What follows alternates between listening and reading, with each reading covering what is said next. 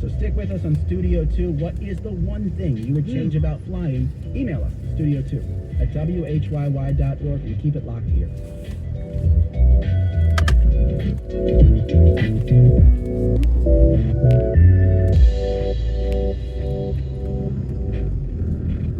I'm John Weber, and this is your WHYY Philly Fun Fact.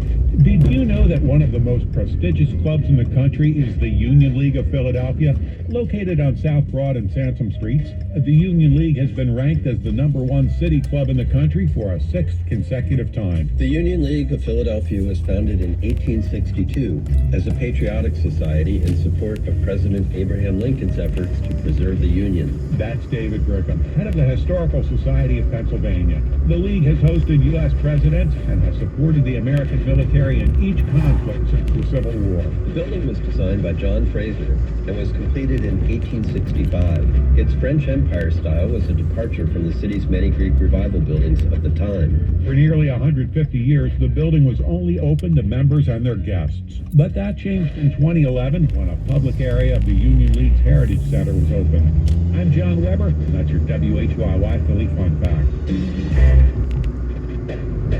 Sports used to have the power to bring people together. It used to be that the person sitting next to you at a game, you don't care about anything other than what colors they're wearing. Any kind of squabbles or disagreements that you have is just all in good fun. But now the squabbles have more to do with politics, so is sports itself being polarized? That's on the next On Point. It's a 90 Day on WHYY. Welcome back to Studio 2. I'm Cherry Gregg. And I'm Aviation Wolf Maderas. Airports across the country are packed this week. TSA is predicting outrageously high numbers of travelers. The agency expects more than 3 million flights on Sunday, breaking the record for a single day, and they expect to break that record again this week. The numbers come amid changes like supply chain delays, new regulations, and extreme weather and event challenges. And consumers are often the ones who feel the pain, delays and cancellations, overbooked flights, baggage fees, crammed overhead bins, hours-long lines. There's a lot to rightfully complain about. So joining us now to talk about the potential headache of summer travel is Hannah Sampson. She's a travel reporter for the Washington Post. Hannah, welcome to Studio 2. Hi, thank you so much for having me. And thanks for being here. We already have lots of listeners sharing their lousy airport experiences by social media. We want to hear from you live. Give us a call, 888-477-9499. Email studio2@whyy.org to answer our big question today. What is the one thing you would change about flying? Frank, who is one of the regulars at our Instagram office hours, says he would like to see the check-in improved. So that's the one thing Frank would change. What's the one thing you would change? Email us, studio2@whyy.org. And Hannah, I've dealt with it all. Delays, cancellations, postponements. Just during the past year, my past few trips.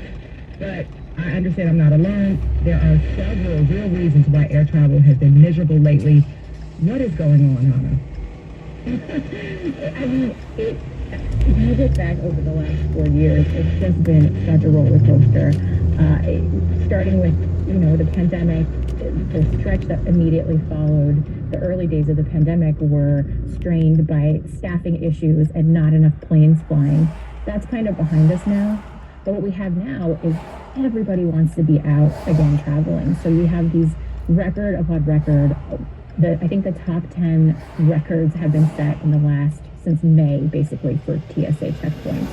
So you've got huge crowds. You've got unpredictable summer weather, which happens every year, but it's just getting even more unpredictable and stormy. So that can just throw a wrench into your entire vacation plans.